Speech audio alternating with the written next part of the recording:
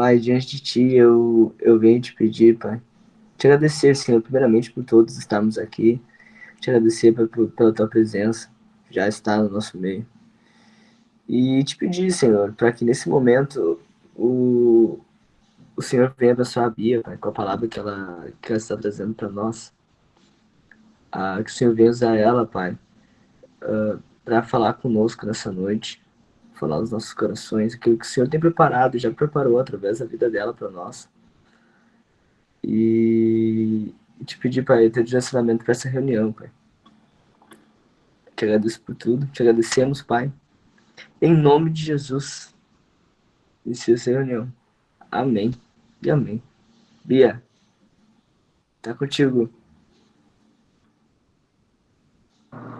Glória a Deus. Ainda tá um pouco e eu vou segurando aqui, mas enquanto isso, eu gosto de ouvir essa. E aí, eu convidei para estar aqui, não só presente, para participar aqui com a gente, começar essa ministração, né? Eu queria muito, e eu queria muito que vocês recebessem essa ministração, né, juntamente comigo. E eu queria convidar a nossa. Vamos fazer o seguinte: vou chamar aqui a Ellen para estar ministrando esse louvor. Amém. Glória a Deus, Pai do Senhor, galera, tudo bem com vocês? Vamos adorar a Deus. Neste momento, gostaria que vocês fechassem os seus olhos e meditassem na letra dessa canção, né? Porque o Senhor, Ele está te procurando naquele lugar. Amém?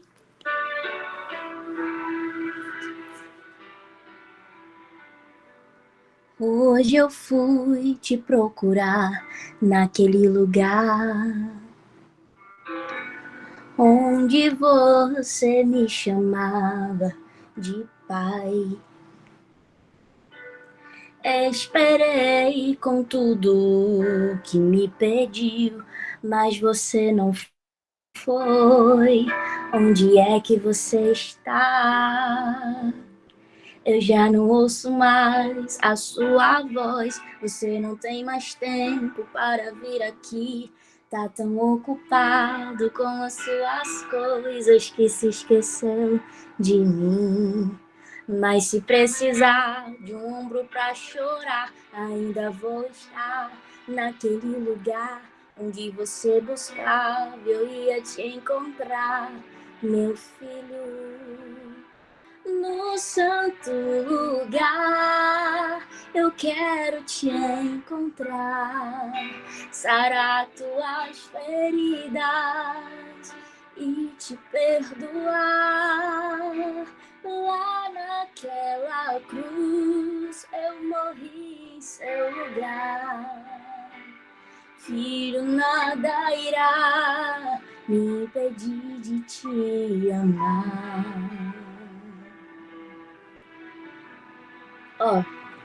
Eu já não ouço mais a sua voz. Você não tem mais tempo para vir aqui.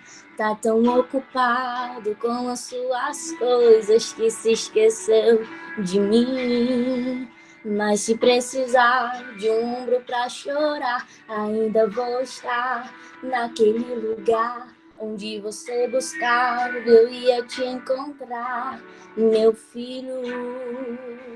No santo lugar, eu quero te encontrar, sarar tuas feridas e te perdoar. Lá naquela cruz eu morri em seu lugar. Filho, nada irá me impedir de te amar. Olha o que ele fala. Filho, eu dei minha vida por você e eu não te criei para viver assim tão longe. Meu filho, filho, eu inspirei o compositor. Pus essa canção nos lábios do cantor só pra te dizer: te amo. Eu amo você, meu filho amado. Amo você. Eu amo você, meu filho amado. Eu amo você. Ele te ama. Amo você. Eu te amo tanto, meu filho. Ouça o Espírito Santo falando isso ao seu coração agora. Eu amo você. Amo você no santo lugar. Eu quero te encontrar, sarar tuas feridas e te perdoar. Lá naquela cruz eu morri em seu lugar. Filho, nada irá me impedir de te amar.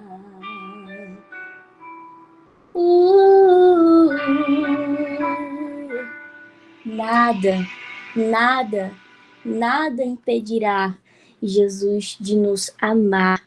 Eu quero que você saiba que Ele sempre vai estar nos esperando naquele lugar onde a gente chamava Ele de Pai, onde a gente conversava com Ele de madrugada.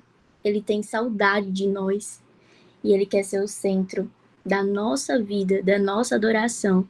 Amém? Deus abençoe. Amém.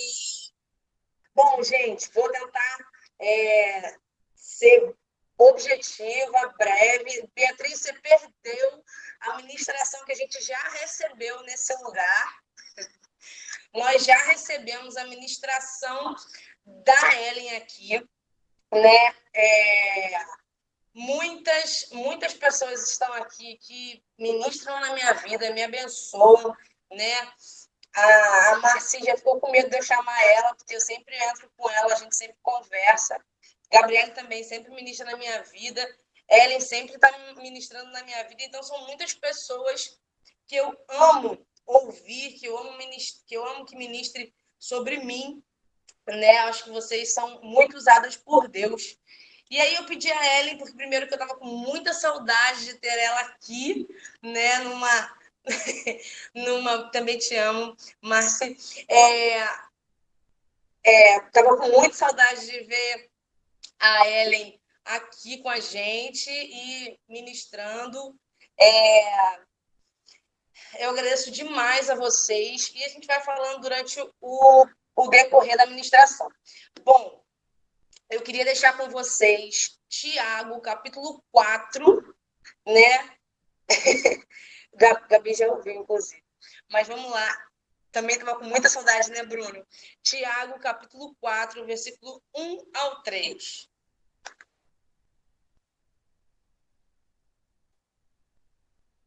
Tiago, capítulo 4, versículo 1 ao 3.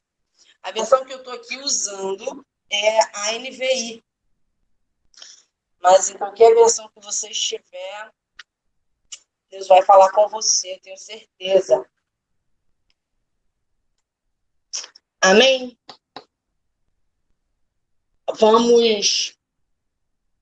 Bom, eu vou ler aqui. Ó, na minha versão está assim. Tiago, capítulo 4, versículo 1. Ele diz assim: de onde vêm as guerras e contendas que há entre vocês?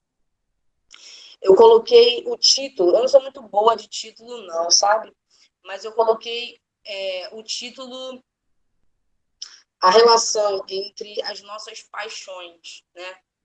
Vamos falar sobre as nossas paixões. Não sei quem estava aqui semana passada, mas semana passada foi maravilhoso. Nossa, Deus falou muito com a gente. A gente compartilhou aqui, acho que só o Joelson, daqui que tá, só eu, Joelson e o Matheus. O Matheus está aí? O Matheus que ministrou semana passada e foi incrível a palavra do Matheus, e a gente compartilhou aqui experiências e foi maravilhoso. Espero que hoje a gente consiga também compartilhar isso, que o Senhor tem feito em nossas vidas, né? Então, ele começa com uma pergunta, e eu queria fazer essa pergunta também para a gente aqui, para a gente meditar aqui. Ele diz assim, ó, de onde vêm as guerras e contendas que há entre vocês? E eu fiquei pensando, de onde vem? De onde vem? De onde vêm as confusões? De onde vêm as picuinhas? De onde vêm essas coisas que estão no nosso meio? De onde vem? E aí ele responde com uma outra pergunta. Ele dizia Chaves, né? Não se responde com outra pergunta. Mas ele faz isso e a gente respeita porque Tiago é perfeito. E ele responde com uma pergunta. Ele pode, né, Bia? Ele pode. Ele responde com uma pergunta também. Não vem das paixões que guerreiam dentro de vocês? Nossa, que interessante isso. Mas não vem? Será que não vem? Vem aqui. De onde vêm as guerras que vocês estão vivendo? Será que não vem das paixões de dentro de vocês? Uma observação da minha Bíblia tem membros, né? Dos seus membros, as paixões vêm de dentro, né? Elas guerreiam dentro dos membros de vocês. Isso me fez abrir a minha visão. Quando eu estava lendo, e eu estou lendo agora a Bíblia comparando, né? Estou lendo em duas versões, estou lendo a NTLH e a NVI, então eu estou lendo comparando uma versão com a outra, na verdade estou lendo em três, né? NVT também. E aí eu estou lendo comparando uma versão, e aí quando eu li, eu deparei com esse texto, minha cabeça fez... Gente, as nossas paixões, as nossas guerras, elas vêm das nossas paixões. Onde tem ficado o nosso coração. Ele diz, olha, vocês estão vivendo em brigas, né? A gente não consegue conversar, a gente não consegue lidar com o outro. E por que a gente vive assim? Por quê? Porque nós temos conflitos internos. E esses conflitos internos, eles não são resolvidos. E quando eles não são resolvidos, eles passam ao nosso corpo. O nosso corpo de Cristo. Passam para a igreja. E a gente vive brigando. E aí, se vocês... Eu acho que todos aqui, porque eu conheci todos no Twitter, todos têm Twitter, e aí no Twitter a gente vê o exemplo dessa palavra, né? Onde vem tanta briga no Twitter? De onde vem? E ele vem, olha, será que não vem das paixões que tem dentro?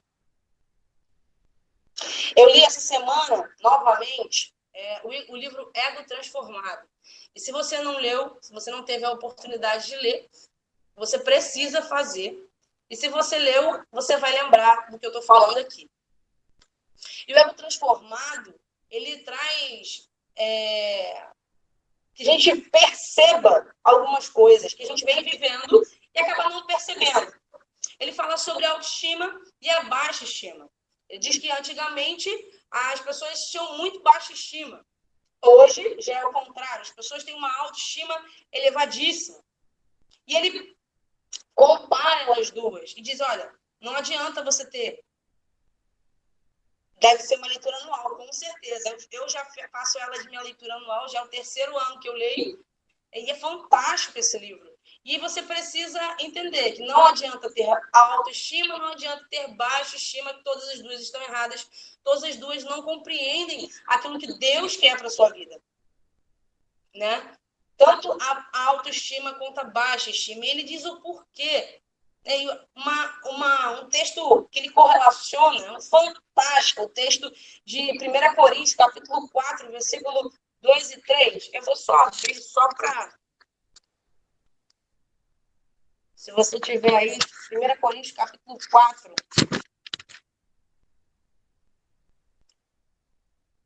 versículo 3 e 4, ele entra naquela discussão, sabe? Uns dizem ser de Apolo, outros dizem de Paulo, outros dizem de Pedro. Ele, olha, gente, calma aí. Vou dizer uma coisa para vocês. Não adianta. Não adianta vocês ficarem discutindo. Essas discussões não vão levar a lugar nenhum. E presta atenção no versículo 3. Ele diz assim, pouco me importa ser julgado por vocês ou por qualquer tribunal humano. Não me importa, não me interessa. De fato, nem eu julgo a mim mesmo. Embora em minha consciência, embora nada minha consciência me acuse. Nem por isso justifico a mim mesmo. O Senhor é quem me julga. E ele diz, é o Senhor. Não importa o que vocês pensam sobre mim. Não importa. Não importa o que Paulo, o que Pedro, não importa o que os outros pensam sobre mim. E, na verdade, não importa nem o que eu penso sobre mim mesmo. Não estou nem aí, eu não me importo com isso. Sabe o que me importa de verdade? É Cristo. É ser julgado e justificado por Cristo. É Ele que tem que ser a minha base. E se Ele for a minha base, a minha consciência está tranquila. Mas nem isso eu me apego. Nem a minha consciência tranquila eu me apego. Sabe por quê? Porque eu me apego a Cristo. E é Ele que me representa. Cara, isso é fantástico. Porque a gente tira de nós esse peso de ficar se preocupando demais com quem nós somos e quem nós nos apresentamos, de quem nós temos que representar, de quem nós temos que nos se portar. E sabe, para de se importar com isso, olha, para de se importar, porque a gente briga uns com os outros, porque a gente vive com o ego inflado. A gente vive muito achando que está certo aqui, que está certo ali. A música que a Ellen cantou, e ela diz assim, tá tão ocupado com as suas coisas que você esqueceu de mim. Você tá tão preocupado com coisas pequenas e coisas suas. Coisas que só interessam a você. Que você se esqueceu.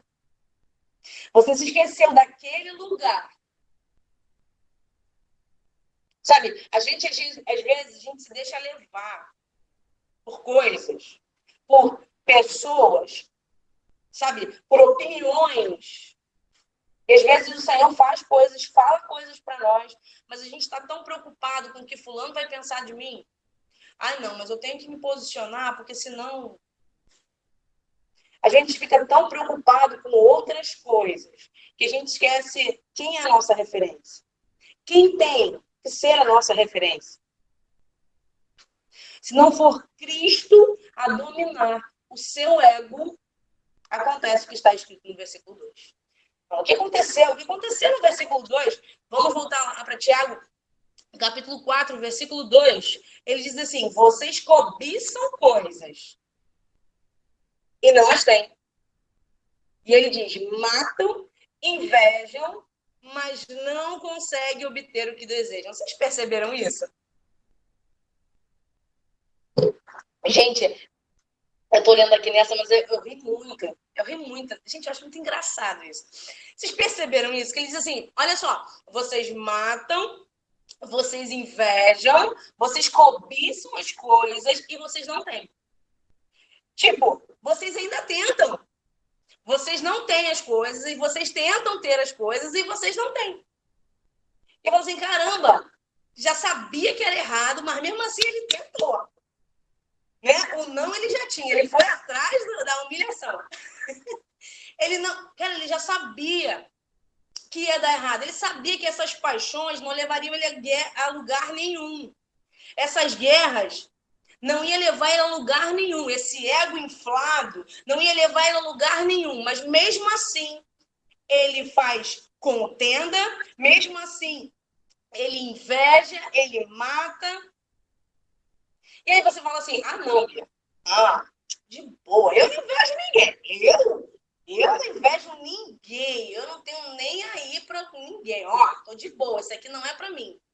Matar? Não, Bia, claro, não vai matar ninguém. Mas eu fiquei me lembrando, né? Tem um tempo que eu não faço isso, não participo do louvor, mas eu fiquei me lembrando do ensaio do louvor. E às vezes a gente não mata ninguém, não, mas a gente usa palavras que destroem o ministério das pessoas.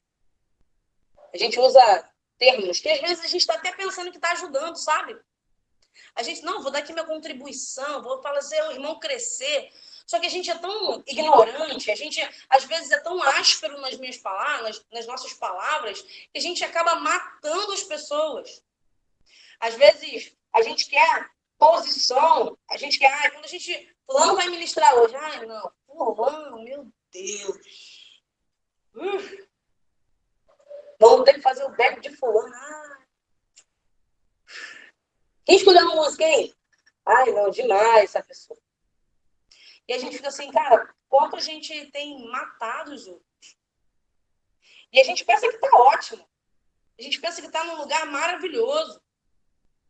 Mas é porque a gente não está sendo dominado por Cristo. Cristo não está dominando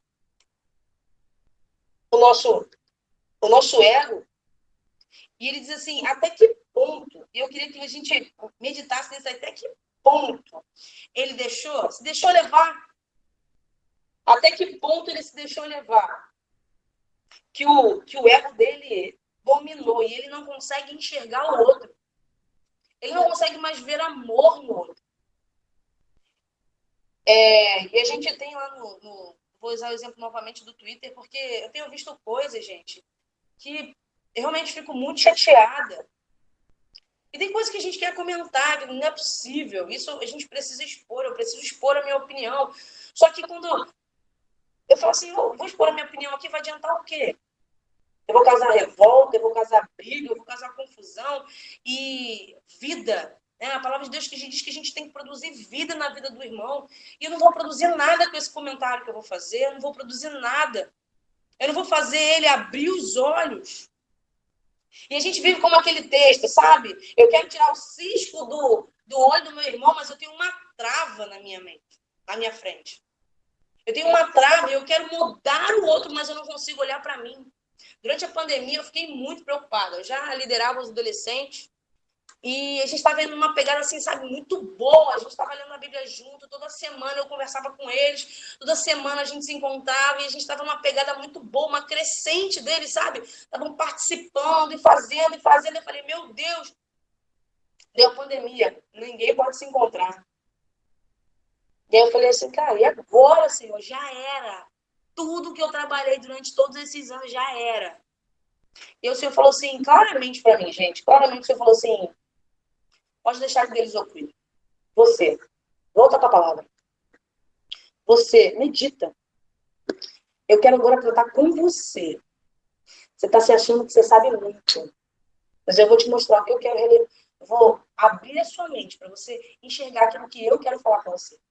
E eu conheci diversas pessoas no Twitter. Eu conheci o Ignição. No Ignição, eu não comecei a ministrar. Eu falei assim, não, eu quero aprender. Eu quero ser liderada. Eu quero que o Senhor mostre aquilo que eu posso ser útil. Claro, amo participar aqui, amo fazer evangelismo com as meninas, com os meninos, com todo mundo. Sabe, é fantástico. Mas eu preciso voltar e falar assim, Senhor, me ensina. Dar a mãozinha ao Espírito Santo e falar, Senhor, do que eu tenho vivido, do que eu tenho me achado. Senta lá e volta a ouvir a voz do Espírito Santo, a ser sensível ao Espírito Santo. Eu falo que tem cada coisa aqui, eu aprendo com cada uma coisa.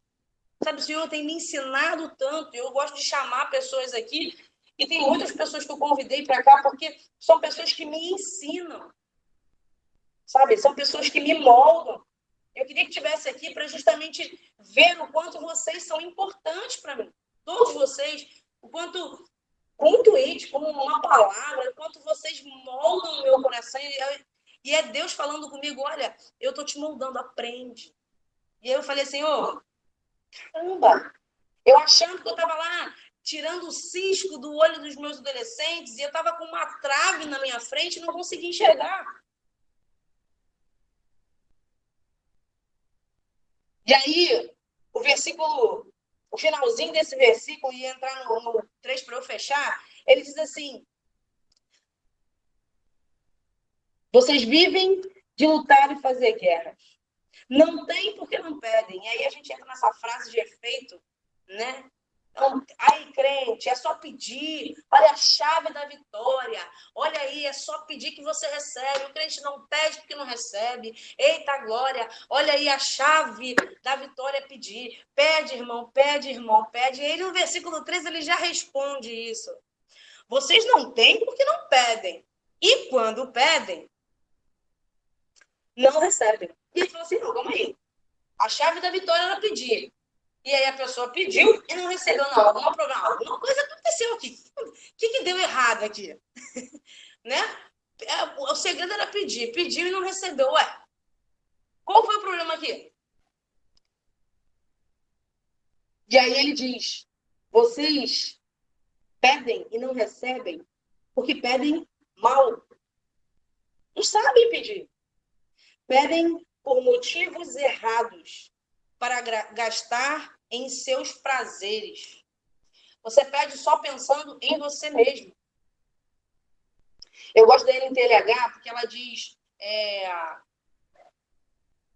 para obter as suas paixões, para fazer ardente, ele usa essa palavra ardentemente. O desejo é tão grande que você não consegue enxergar o outro. Você não consegue enxergar o quanto você precisa ver o outro, a forma como você está vendo, porque eu só consigo enxergar os teus pecados. Eu só consigo enxergar as suas falhas, os seus defeitos.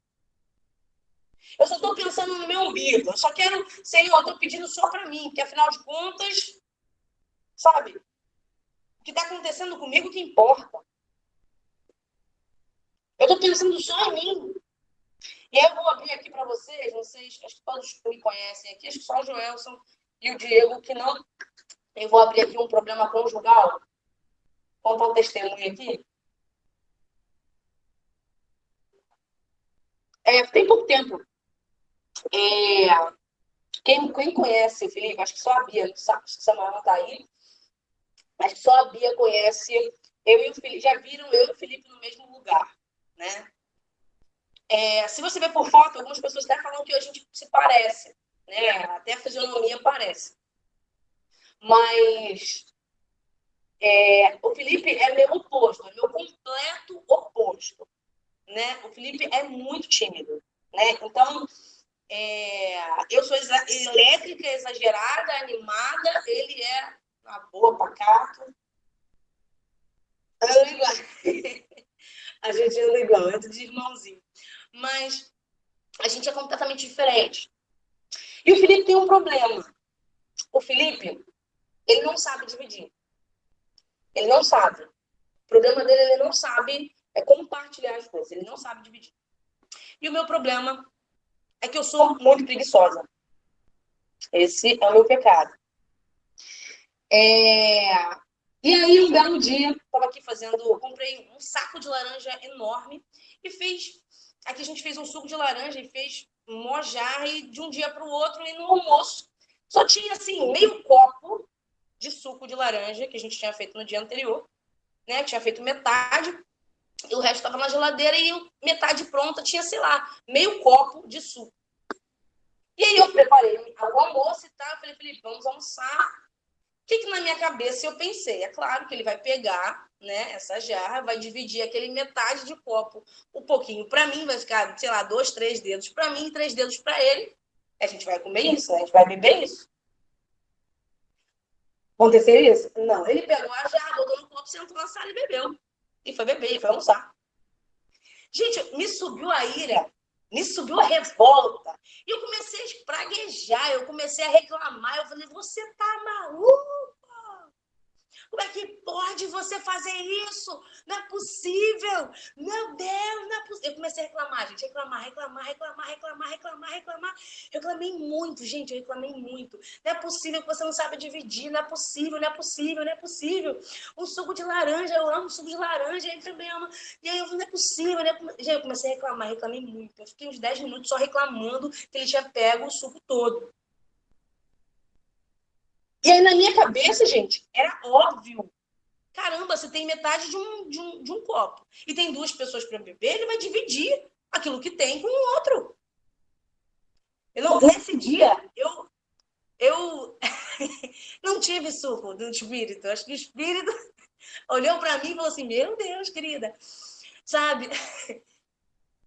E aí eu fiquei revoltada, porque ele não dividiu o suco de laranja. E aí ele muito calmo, muito tranquilo, vocês Bia conhece, ele sabe que ele é muito de boa. E ele falou assim, Bia, é sério que você está reclamando por causa de metade de um copo de suco? O espremedor fica em cima da minha pia aqui. Ele viu, o espremedor tá ali na pia. As laranjas estão na geladeira. É só cortar e fazer mais.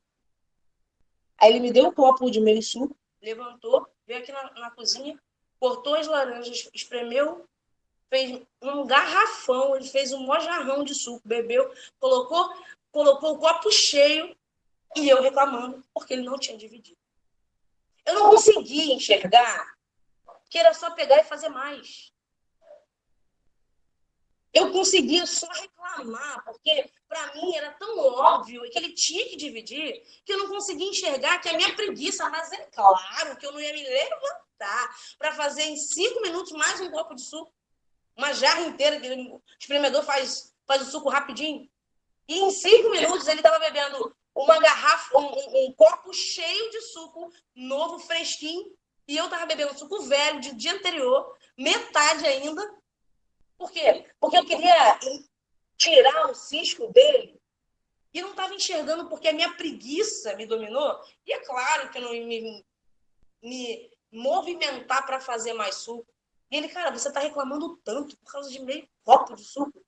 Quando, na verdade, era só fazer mais. Eu não consegui, gente. Eu não consegui enxergar que era só fazer mais. Porque eu estava cega pelo pecado dele. Afinal de contas, ele tem que saber dividir. Afinal de contas, ele está errado. E aí vocês podem falar, a verdade, Bia, ele estava errado, ele tinha que dividir contigo. Mas eu também estava errada porque a minha preguiça me dominou. A minha reclamação foi tão mais forte que me dominou. Me cegou, eu não conseguia enxergar que era só fazer mais suco, gente. Era só fazer mais suco. Eu estava tentando tirar o cisco dele, mas o meu ego tão cheio de mim, das minhas certezas, afinal de contas, eu estava certa, ele estava errado. Eu não voltei para um lugar, esse lugar que a Ellen cantou no início, esse lugar onde é só abrir o coração e se derramar ao Senhor. E eu queria orar por você. Se em algum momento você passou por algo parecido, ou não, você foi essa pessoa que, igual o Felipe, acusaram, falaram que estava errado. Não, isso aí é absurdo. Você não sabe de nada. Eu queria que você colocasse no seu coração agora essa situação. Sabe? Que você abrisse seu coração. Se você quer tratar o seu ego, deixar que o Espírito Santo de Deus, que está aqui na minha casa, está aqui nessa chamada, porque está na casa de cada um de vocês. Seja a sua autoestima, seja a sua baixa estima, que você possa entender e entregar isso ao Senhor. Eu quero concluir com essa oração, pedindo para que você entregue ao Senhor, se em algum momento você quis ajudar alguém, mas não conseguiu enxergar porque o seu ego estava tão inflado. E você só foi perceber isso depois. Ou se o ego da outra pessoa estava tão inflado que você não teve nem a oportunidade de falar. E você se sentiu menor, você se sentiu menosprezado, você se sentiu atacado. Você queria falar, mas você não teve nem a oportunidade de se defender. E eu queria que você agora apresentasse o seu Senhor, que você curasse essas feridas. Como a Ellen cantou, que você seja curado nessa noite. Que você seja curado para que essas feridas possam curar outras pessoas.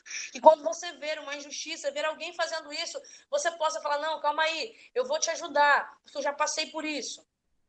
Essa acusação eu já recebi. E eu quero abençoar a sua vida. Quando a gente vê alguém sendo difamado no Twitter, quando a gente vê alguém sendo atacado, quando a gente vê alguém sendo excluído por algum determinado pecado, e você vê isso e você fala assim, não, calma aí, eu vou fazer diferente, eu vou orar por essa pessoa, eu vou conversar com essa pessoa.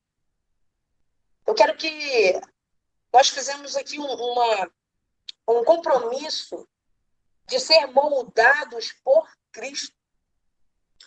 No final do livro, ele faz algumas perguntas, e é essa pergunta que eu quero fazer para você. O quanto esse ano, garanto que todos nós aqui somos cristãos e meditamos na Bíblia, fizemos devocional, e eu quero saber o quanto você mudou esse ano. O quanto você cresceu. O quanto você deixou o seu eu. E o quanto você deixou que o eu de Cristo, né, reinasse sobre a sua vida. Eu queria que você pensasse sobre isso. Eu queria que você entregasse o seu Senhor. Eu vou estar aqui orando por você. Amém? Pai, nesse momento, Senhor, eu quero te entregar os meus irmãos, ó Pai. Eu quero te agradecer pela vida de cada um, Senhor. Eu quero entregar, Senhor. Seja, Senhor, um ego inflado, Senhor. Seja, Senhor, uma baixa estima, Senhor. Eu não sei, Pai, eu não conheço a cada um, mas eu conheço, Senhor, o Espírito Santo, que sonda e conhece os corações. Sabemos, Senhor, que só o Espírito Santo pode nos convencer, ó Pai. Pai, então revela a nós aquilo que nós temos vivido, aquilo que nós temos feito, ó Pai, que não tem te agradado. Aquilo que nós temos deixado de fazer, Senhor, deixado de ser usados por Ti, porque nós vivemos no nosso patamar, do nosso eu, ó Pai. Pai, em nome de Jesus, agora nós nos despimos do nosso eu, ó Pai, para que o Seu reino possa ser real sobre nossas vidas, ó Pai, para que o Senhor venha reinar sobre nós, sobre nossa mente, sobre nossas ações, ó Deus, que as pessoas vejam em nós Cristo, apenas Cristo, que o eu da Bia seja retirado. Seja na rua, mas seja dentro de casa, Pai. Porque Tu sabes, ó Pai, o quanto é difícil ser cristã dentro do nosso lar. Porque a gente se perde, a gente deixa o nosso ego falar mesmo, e a gente fala mesmo. Mas, Pai, que o nosso eu possa ser retirado para dar lugar ao Senhor. Que o Senhor domine a nossa vida. Eu agradeço pela vida dos meus irmãos. Eu entrego a vida deles. Eu entrego cada pedido que eles estão fazendo nesse momento. Eu te oro em nome de Jesus. Amém. Queria agradecer a todos vocês que puderam estar nessa noite, que participaram aqui.